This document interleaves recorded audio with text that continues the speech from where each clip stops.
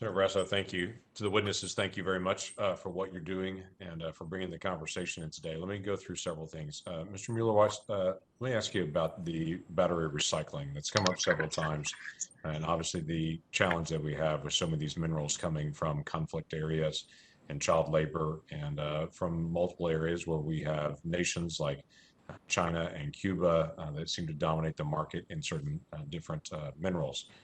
So the battery recycling becomes a big issue for us. My understanding is we're around 5% at this point for some of these batteries.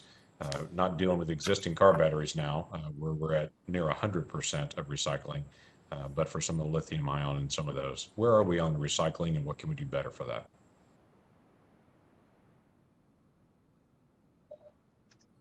First and foremost, Senator, no child should ever be harmed with materials that are used in batteries, full stop.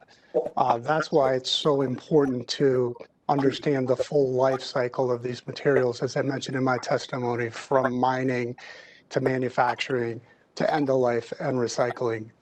As you noted, a very small percentage of lithium ion chemistries are currently being recycled today. There's a significant amount of diversity. There isn't a one size fits all when you say lithium ion.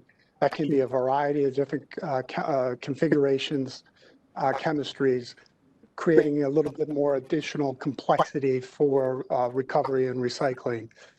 But one of the key things that is evident, and why we are excited to be a participant in the DOE's lithium ion recycling prize, is there's an opportunity to collect those used batteries which have some of those rare earth and critical minerals, and ensure that they can be recovered in a cost-effective, responsible way right here in the United States to be able to turn those materials back into batteries.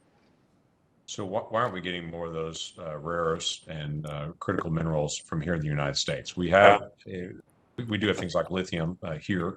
North Carolina has that. But what's been the challenge that we've had of actually doing more of that production here? Cobalt, we are still very, very dependent on the Congo and a tremendous amount of child labor that's happening to be able to do that mining there. So what can we do to develop more of that here in the United States? Well, others may be able to, on the panel, may be able to speak more on the mining, but what I can tell you, certainly related to cobalt, is that that is a significant concern, not only for us, but the entire battery industry. We're a part of the World Economic Forum's Global Battery Alliance that has a cobalt initiative that is specifically focused on responsible sources. But I would defer to others on the panel on the mining capabilities here in the United States. Someone else want to make comment on that? Senator, I would appreciate the opportunity to comment on this. This is Kelly Speaks Bachman. Secretary Granholm has spoken to this very committee and has made a commitment to really look and work with you all on how we can better source safely and responsibly the critical materials that are here. But in addition to that, she also has supported a three-pronged approach, really, of number one, being able to lessen the need for these critical materials by diversifying our supply, getting away from some of these areas that are just not acceptable to be taking these critical materials. Secondly, is in being more sustainable in the way that we do that work, and third is really reuse and recycling.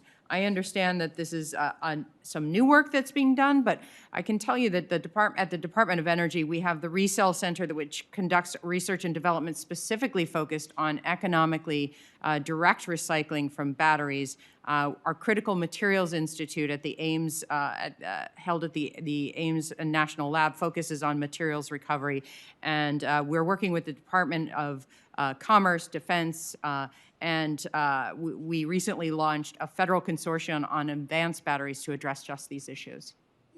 Yes. Let me do a follow-up question for you as well. It's been a challenge for us just in the federal government, period. If I go back to the 1970s, it was federal policy at that point to say we're running out of natural gas, and so we need to shift all of our power generation to coal because we have plenty of coal and we're running out of natural gas. And so all of our incentives turn that way. We've watched this occur, even in wind power. Where wind power, when it was nascent, we did a tremendous number of incentives to be able to help that get off the ground. It's profitable. It's definitely off the ground at this point. It's been a great energy source for us for power generation, but we still seem to struggle with all of these different incentives that are built in for wind, even though it's certainly not a nascent technology anymore. So my question for you is, how do we learn the lessons of the past and to be able to make sure that whatever we're incentivizing for the future of clean energy, that we're not actually picking winners and losers here and actually driving some out in the process of actually trying to help others? I appreciate that question. I think there are a number of ways that we can work towards incentives that allow for innovation. I think that's a lot of the important work that we're doing. But it's not just on the incentives. It's also on the early research and development. And Department of Energy certainly is a world leader in that aspect. When it comes to incentives such as tax incentives and such, there is discussion on technology neutral tax incentives. That's certainly worth a conversation, and I'd really love to have that conversation with you to talk through what the best path forward might be. Okay, glad to be able to have that dialogue. You had mentioned by 2050 trying to be at a neutral, carbon neutral environment. Is that for transportation or is that for power generation as a whole? Yes, sir. We are looking to create. We are looking to follow the president's directive to have a carbon neutral grid by 2035 and a carbon neutral economy wide not later than 2050. So that includes transportation. It includes more energy efficiency. It includes more grid interactive buildings. It includes a sustainable industrial sector, and it includes transportation, sir. Is there any particular fuel that's in that you look to say by this point, by 2035, we need to have that completely eliminated? Because as you mentioned before with hydrogen, you're still talking about using blue hydrogen from natural gas. Is that gone by 2035? Is that gone by 2050? What's your model there for certain fuels that would disappear by then?